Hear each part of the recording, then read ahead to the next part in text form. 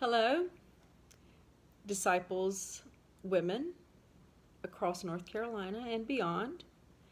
I want to share with you a little bit about the book that we will be discussing at our upcoming book study on February 29th. It is from 11 to 2. That will be at First Christian Church in Winston-Salem. And at this book discussion, we will have a wonderful meal of soup and dessert that will be provided by the ladies of First Christian. But we will also be discussing the book. I don't know if you're familiar with it, but the book is The Gift of Change by Marianne Williamson. Now, you may be familiar with Mary Ann because of her campaigning to be President of the United States. But that is not why we are discussing this book. It is not in support of her as a candidate. In fact, I think she has withdrawn her run for presidency. But prior to her announcing her campaign and starting that, Mary Ann has been very active in helping numerous people to make big changes in their lives, especially regarding their faith and their journeys and their relationship with God. As the study director for the North Carolina Disciples Women's Ministries Cabinet, I chose this book because it does offer some wonderful guidance to us as women, as people who are struggling in this world that can be very stressful, that we are living in very difficult times right now as we are awaiting God's kingdom. And it can be very stressful and sometimes even depressing. But Mary Ann, in her book, offers much hope through our relationship with God. In the chapters of her book, I will give you the names of those chapters. The Challenge to Grow is her introduction, because isn't that what we all want to do, grow in our faith? Chapter 1 is Crossing the Bridge.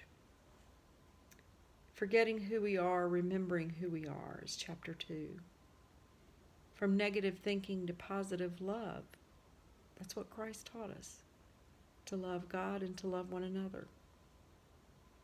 Chapter 4, which I'll tell you a little bit more in a second, is From Anxiety to Atonement. Chapter 5 is asking God to change the world, from asking God to change the world, to praying that God change us. From living in the past and future to living in the present. Chapter 7 is From Focus on Guilt to Focus on Innocence. 8 continues with From Separation to Relationship. 9 is From Spiritual Death to Rebirth. Chapter 10 is From Your Plan to God's Plan. And then chapter 11 is From Who We Were to Who We Are Becoming. So you'll notice in the chapters that they're all, except for one, in the format of starting from a certain place and going to a different place. The gift of change. From Anxiety to Atonement, chapter 4, she talks about how we are living in very anxious times. And many of us struggle with difficult things in our lives. Oftentimes we struggle with relationships with others, and we often find ourselves being hurt by others. Some even take that so far as to give up on God because they feel like the world is such a terrible place. And why does God allow that?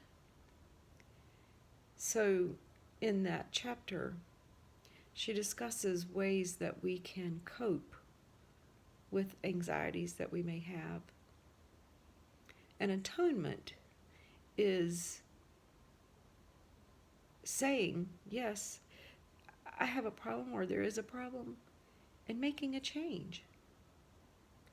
And of course, that change is through communication with God. I encourage you to spread the word about this gathering. There will be a flyer either in your congregation, or you can find it on the regional newsletter and on our website, on the Disciples Women's Ministries site, and on our Facebook page. If you would take the time to complete the registration and send in the payment, we're asking a small contribution of $15, and that is to help cover the cost of the meal and to also support our Christian church in North Carolina.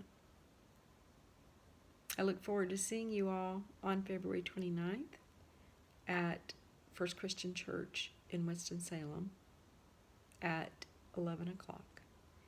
And if you would like to participate in the discussion by adding a summary of one of these 11 chapters, as we have done in prior book discussions, my email will be on the flyer for you to contact me and say that you would like to share a summary of a particular chapter that speaks to you.